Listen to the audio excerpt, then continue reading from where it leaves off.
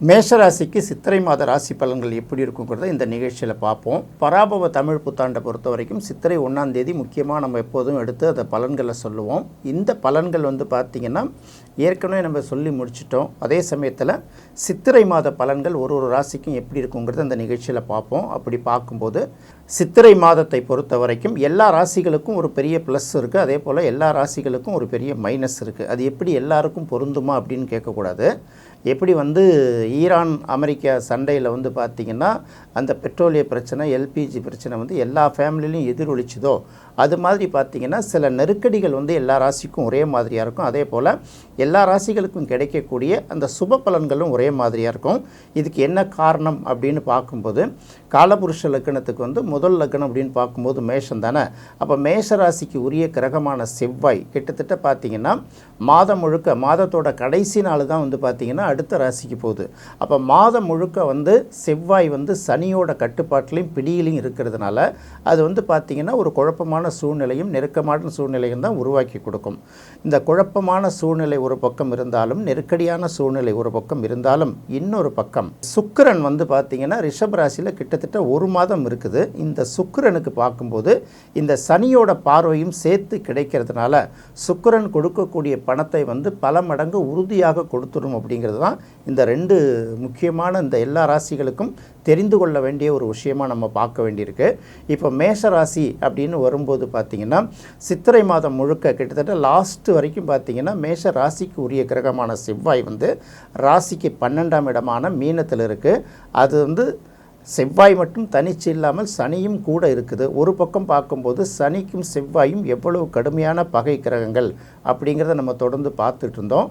அதனால் பார்க்கும்போது மேஷராசிக்காரர்கள் பார்த்திங்கன்னா கொஞ்சம் கடும் நெருக்கடியை இந்த மாதத்தில் சந்தித்து தான் ஆகணும். அது வேலை நிமித்தமாக இருக்கலாம், அல்லது உடல் ரீதியாக சில பாதிப்புகள் வருவதாக இருக்கலாம், அல்லது எந்த காரியத்தையும் நினச்ச மாதிரி செய்ய முடியாத ஒரு சூழ்நிலை ஏதோ ஒரு வகையில் நமக்கு எல்லாத்துலேயும் தட்டுப்பாடுகளும் நெருக்கடிகளும் ஒரு பக்கம் வந்துக்கிட்டு தான் இருக்கும். இதையே நினச்சிட்டு இருந்தோம்னா லைஃப் எப்படி போகும்? அப்போ அதனால் அடுத்து நம்ம என்ன பண்ண போகிறோம்னு பார்த்திங்கன்னா முக்கியமாக பார்க்கும்போது ராசிக்கு 2ஆம் இடத்தில் சுக்கிரன் இருக்கிறது. இந்த ராசிக்கு 2ஆம் இடத்துல சுக்கிரன் இருக்கிறது ஒரு மிகப்பெரிய பலம் அப்படின்னு தான் நம்ம சொல்லணும். எப்படின்னு கேட்டிங்கன்னா எல்லா ராசிகளுக்கும் அது பொதுவாகவே ஜாதகத்தில் பணம் தரக்கூடிய கிரகங்கள் அப்படின்னு பார்க்கும்போது குரு பெரிய பணத்தை கொடுக்கும், சுக்கிரன் சிறிய பணத்தை கொடுக்கும் அப்படின்னு சொல்லுவாங்க.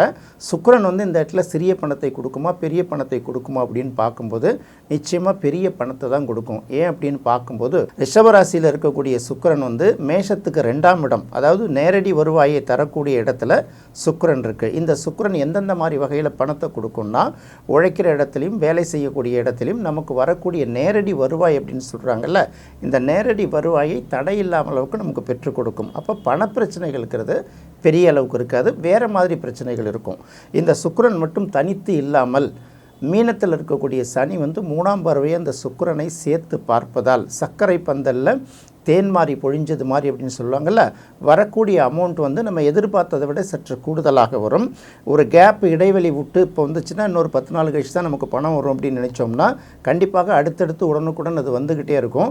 இது பார்த்திங்கன்னா மேஷராசிக்கு சித்திரை மாதம் நடக்கக்கூடிய எல்லா பலன்களையும் தாண்டி பண வரவு அவர்களை மகிழ்ச்சியில் திளைக்க வைக்குங்கிறத மட்டும் நான் காரணத்தோடு சொல்கிறேன், போகிற போக்குலெல்லாம் சொல்கிறதில்ல, இது காரணத்தோடு சொல்லப்படக்கூடிய ஒரு விஷயம். அடுத்தது ராசிக்கு 2ஆம் இடத்துல சுக்கிரன், 12ஆம் இடத்துல லக்னாதிபதி, ராசியாதிபதிங்கிற ஒரு விஷயத்தை முடிச்சிட்டோம். அடுத்து 3ஆவது இடத்துல குரு இருக்குது. பொதுவாக ராசிக்கு 3ஆம் இடத்துல இருக்கக்கூடிய குரு பெரிய அளவுக்கு நல்ல பலன்களை கொடுக்காது என்றாலும் இந்த குருவோட 7ஆம் பார்வை ராசிக்கு 9ஆம் இடத்தில் இருப்பதாலும் குரு தன்னுடைய சொந்த வீட்டை பார்வை செய்வதாலும் அது மேஷராசிக்கு 9ஆம் இடமாக இருப்பதாலும் என்னதான் ஒரு பக்கம் நெருக்கடி பிரச்சனை சிக்கல் ஒரு பக்கம் ஓடிட்டுருக்கும், இன்னொரு பக்கம் பார்த்திங்கன்னா பணம் வந்துக்கிட்டே இருக்கும். இதுக்கு இடையில் பார்த்திங்கன்னா நாம் அனுபவிக்க வேண்டிய சில விஷயங்கள் அப்படின்னு இருக்கணும்ல, வேலைக்கு சாப்பிட்றது கூட நம்ம அனுபவிக்க வேண்டிய விஷயத்தில் தான் சேர்க்க வேண்டியதாக இருக்குது. எங்கேயாவது ஒரு இடத்துக்கு போயிட்டு வரணும்னு நினைப்போம், ஏதாவது ஒரு பொருளை வாங்கணும்னு நினைப்போம், இதுக்கெல்லாம் கால நேரம் கூடி வரணும் இல்லையா? அதை இந்த குருவும் சுக்கிரனும் இந்த மாதம் மேஷராசிக்கு நல்லபடியாக செய்து வைப்பார்கள். அப்போ 2ஆம் இடத்தில் இருக்கக்கூடிய சுக்கிரன் மனைவி வழியில் ஒரு வருவாயை கொடுக்கலாம், நண்பர்கள் வழியில் ஒரு வருவாயை கொடுக்கலாம், அல்லது பார்ட்னர்ஷிப் தொழில் செய்பவர்களுக்கு அல்லது நண்பர்கள் மூலமாகவோ அந்த கூட்டாளிகள் மூலமாகவோ ஒரு வருவாயை ஏற்படுத்தி கொடுக்கும். கண்டிப்பாக வருவாயில் மிகப்பெரிய அளவுக்கு பாதிப்பு இருக்காதுங்கிறதுனால மேஷராசிக்காரர்கள் அச்சப்பட வேண்டிய அவசியம் இல்லை.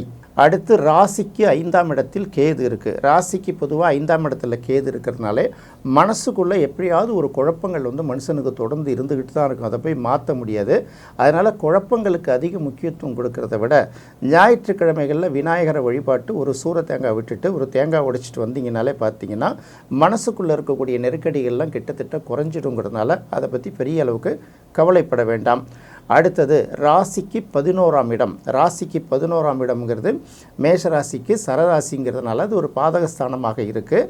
அந்த இடத்துல போய் ராகு வந்து இருக்கிறதுனால 11ஆம் இடத்துல இருக்கக்கூடிய ராகு வந்து நல்ல பலனை கொடுக்குமானா, பொதுவாக மேஷராசிக்கு நல்ல பலனை கொடுப்பது கடினமாக இருந்தாலும் அங்கே இருக்கக்கூடிய ராகுவுக்கு குருவோட பார்வை கிடைப்பதால் கண்டிப்பாக தடைப்பட்ட வருவாய் எதுவாக இருந்தாலும் கண்டிப்பாக வந்து சேர்ந்துடும்.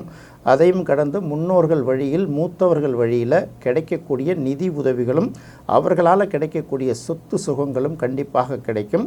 அதை தவிர பார்க்கும்போது கௌரவமான சில பதவிகள், அடுத்தது வந்து மக்களால் தேர்ந்தெடுக்கப்பட்ட பதவிகள் கூட சொல்லலாம். இது வந்து ஓரளவுக்கு தேடி வருங்கிறதுனால பெரிய அளவுக்கு மேஷராசிக்காரர்கள் கவலைப்பட வேண்டிய அவசியம் இல்லை. அடுத்தது பார்க்கும்போது ஏற்கனவே செவ்வாயும் சனியும் அந்த இடத்துல சேர்ந்துருக்கு அப்படின்னு சொன்னோம். செவ்வாயும் சனி மட்டும் சேர்ந்து இல்லை, கூடவே புதனும் சேர்ந்துருக்கு. அப்போ 3ஆம் இடத்துக்கும் 6ஆம் இடத்துக்கும் உரிய கிரகமான புதன் 12ஆம் இடத்தில் இருக்குது. அப்போ பார்க்கும்போது வெளிநாடு போயிட்டு வர்றவர்களுக்கு வந்து பார்த்திங்கன்னா எதிர்பார்த்த அளவுக்கு ஒரு பலன் கிடைக்காது. அதாவது கண்டிப்பாக கிடைக்கும். நீங்கள் என்னென்னலாம் நினைக்கிறோமோ அது சில விஷயங்கள் நடந்துடும். பயணங்கள் மூலமாக நீங்கள் எந்த பயணம்லாம் போயிட்டு வரணும்னு நினைக்கிறீங்களோ அந்த பயணங்கள்லாம் கண்டிப்பாக முடிச்சிடும். அதே சமயத்தில் பயணங்களால் கிடைக்க வேண்டிய பலன்கள் இருக்கு இல்லையா, அது சற்று குறைவாகத்தான் இருக்கும். எப்படி பார்த்தாலும் செவ்வாய் சனி புதன் இந்த மூன்றும் சேர்ந்து 12ஆம் இடத்துல இருக்குது. நம்ம ஏற்கனவே சொல்லியிருக்கோம், புத்தாண்டு பலன்கள் சொல்லும்போதே வெங்கட சுப்பிரமணியர் வழிபாடு செய்தீங்கன்னா உங்களுக்கு ஒரு நல்ல பலன் கிடைக்கும் அப்படிங்கிறது. அது வந்து நெருக்கடியிலேருந்து மீண்டு வருவதற்காக மேஷராசிக்காரர்கள் வந்து வெங்கட சுப்பிரமணியர் வழிபாடு செய்யலாம். அடுத்தது பார்க்கும்போது 2ஆம் இடத்துல வந்து பார்க்கும்போது சுக்கிரன் இருப்பதனால கண்டிப்பாக அது ஒரு நல்ல பலனை கொடுக்கும். இந்த சனியோட பார்வையும் சுக்கிரன் மீது கிடைப்பதனால வெள்ளிக்கிழமை அல்லது சனிக்கிழமைகளில் முனீஸ்வரனை வழிபாடு செய்தால் உங்களுக்கு பணப்பிரச்சனைகள் வராது. இன்னொரு பக்கம் பார்த்து நெருக்கடி, மன நெருக்கடி, மனதில் இருக்கக்கூடிய சஞ்சலங்களும் விலகுங்கிறதுனால பொதுவாக பார்க்கும்போது சித்திரை மாதம் மேஷராசிக்கு எவ்வளவு சிக்கல்களுக்கு மத்தியிலும் மன மகிழ்ச்சியும் பண வரவும் கண்டிப்பாக இருக்குங்கிறத தெரிந்து கொண்டால் போதுமானது. என்ன நேயர்களே, மேஷராசிக்கு சித்திரை மாத பலன்கள் எப்படி இருக்குங்கிறத இந்த நிகழ்ச்சியில் பார்த்தோம். ரிஷபராசிக்கு சித்திரை மாத பலன்கள் எப்படி இருக்குங்கிறத அடுத்த நிகழ்ச்சியில் பார்ப்போம். நன்றி, வணக்கம்.